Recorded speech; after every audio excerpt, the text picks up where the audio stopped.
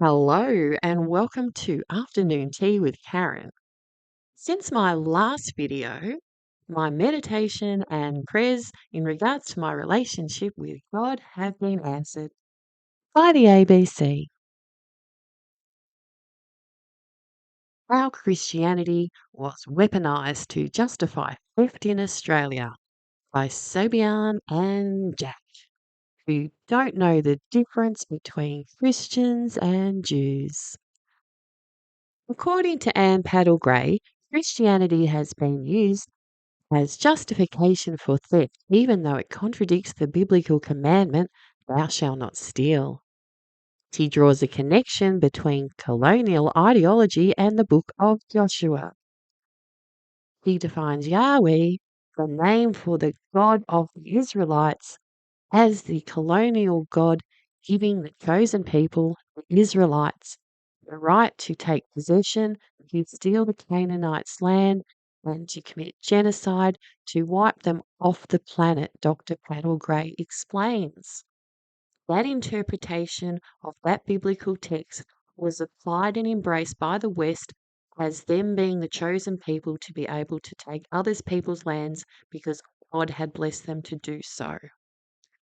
Now, the ABC really needs to put in some sort of reference here because the book of Joshua is too big to go around looking for this little bit of biblical text goes with what Dr. Pallet Gray is saying. I thought the Canaanites converted to Judaism following the Battle of the Altar Flames, but anyway, I'll have to go through the book of Joshua to try and find out. In the meantime, let's find out a bit more about Paddle Gray. Here she is. Hello, Anne. Professor Anne Paddle-Gray, head of the University of Divinity School of Indigenous Studies. In 1995, Professor Paddle-Gray was the first Aboriginal person to be awarded a PhD at the University of Sydney, published as The Great White Flood, Racism in Australia. She's also published more recently Red Orchid Theology. After spending the past 2 decades decolonising biblical narratives and constructing a theology that draws on Australia First Nation creation stories and our understanding of the Creator's actions and interactions through our spirit ancestors in the creation of our world, humanity, customs, laws, ceremony, songs, rituals, connections to land, water, and sea, language, cosmology, worldviews, and philosophy, this being the basis to the formation of First Nations identity, faith, and spirituality. So I haven't read the book, so I don't know if she spent 2 decades decolonising biblical narratives and constructing theology as two different things, or has she combined the biblical narrative with the First Nation creation stories? Anyway, she's decolonised it, so she's gotten rid of God because she considered the God of the Israelites to be a colonizer in the ABC article. So I struggle with the God thing, but I love everything else in the Bible, like the New Testament. So I'd like to be able to go to church. I'd like to be a Christian and stuff, but like I said, I struggle with the God thing. So thanks to Anne, don't even need to. I can just swap it out for something else I like better. Anyway, in regards to the creator, I'm not sure which one she chose, but we'll have a quick squiz at some of them. So there are lots and lots and lots. The most popular ones. And the creation myth of the one that starts with the letter B, the name we shouldn't speak, is probably one of the most common ones. So let's have a closer look at him. It was forbidden to mention or talk about the name of publicly. And missionary William Ridley did try to link it with Christianity, but different gods. Not allowed to do that. That's like trying to swap God out with Thor or someone else. Different gods. Just can't do it. Anyway, back to the ABC. She points to the stolen generation also as an example. It's also an example of eugenics. And we've got Lydia Thorpe just randomly stuck in there, a bit of story about her. Tim Dean, a senior philosopher at the Ethics Centre and honorary associate at the University of Sydney, agrees there is a deeper prophecy within the framework of colonisation. I thought it was supposed to be about how Christianity was weaponised to justify theft. Anyway, he points to English philosopher John Locke as a key contributor to Western understanding of private property. There's John. Here's Dr. Tim Dean. He's a regular on the ABC. And he wrote a book, How We Became Human and Why We Need to Change. Came out in 2021. And Stan Grant read it and thought it was good.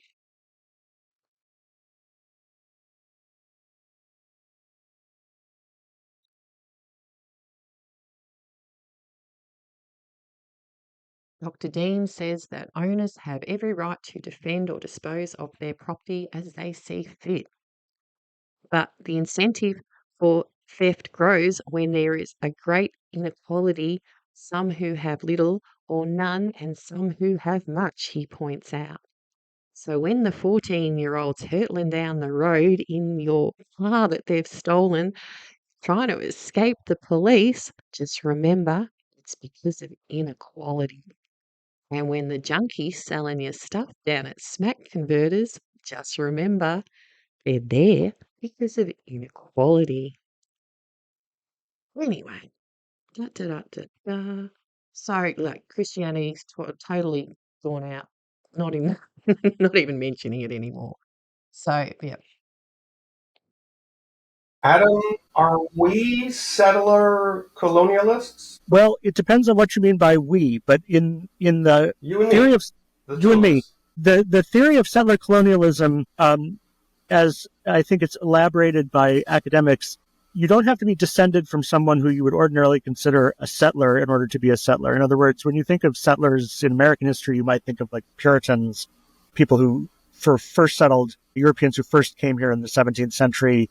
But the idea of settler colonialism is that there's a sort of ongoing system in which you're either settler or indigenous. So if you're not an indigenous person, in other words, if you're not descended from one of the peoples who lived in North America before the arrival of Europeans, then you can only be a settler. And there's even a sort of tendency in this discourse to say that it doesn't matter if your ancestors came here maybe as slaves from Africa, or if you're a recent immigrant, you still belong to the category of settlers because you're not an indigenous person. So in that sense, everyone who's not indigenous is a settler. Of course, today, many people who consider themselves indigenous also have ancestry from other groups, but there's a sort of ideological or theoretical distinction between settlers and natives, settlers and indigenous people. So just to be clear, if you're not indigenous to Australia, Canada, United States, as the case may be, you're a settler.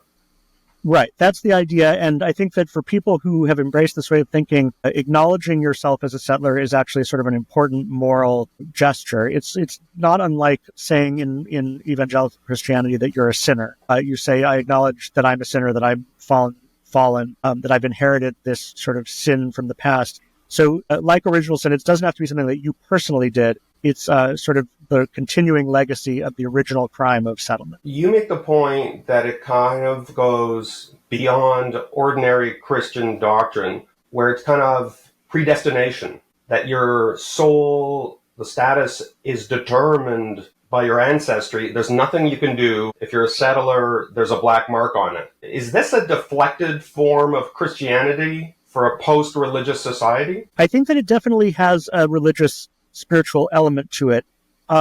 because I think what it has most in common with Protestantism is the idea that you have to be looking at your own conscience. You have to be looking inward in order to detect sort of the legacy of sin in yourself and to purge it. And I think it's probably not a coincidence that the countries where settler colonial theory has really been most successful are those Protestant Anglophone countries, Canada, the US, and Australia, because it does have this resonance with older ways of thinking. When people introduce themselves as a settler, or if they put in their Twitter bio, I am a settler, which I think is more common in Canada than in the US, but it's probably spreading. As I said, it's similar to saying that you're a sinner. It's saying, I acknowledge this fact, and in a strange way, acknowledging it makes you morally superior to the people who don't acknowledge it. You've sort of woken up to the fact that you have a place in this corrupt system, and you're trying to atone for it. Something to look forward to. Anyway, that'll do. See you later. Bye.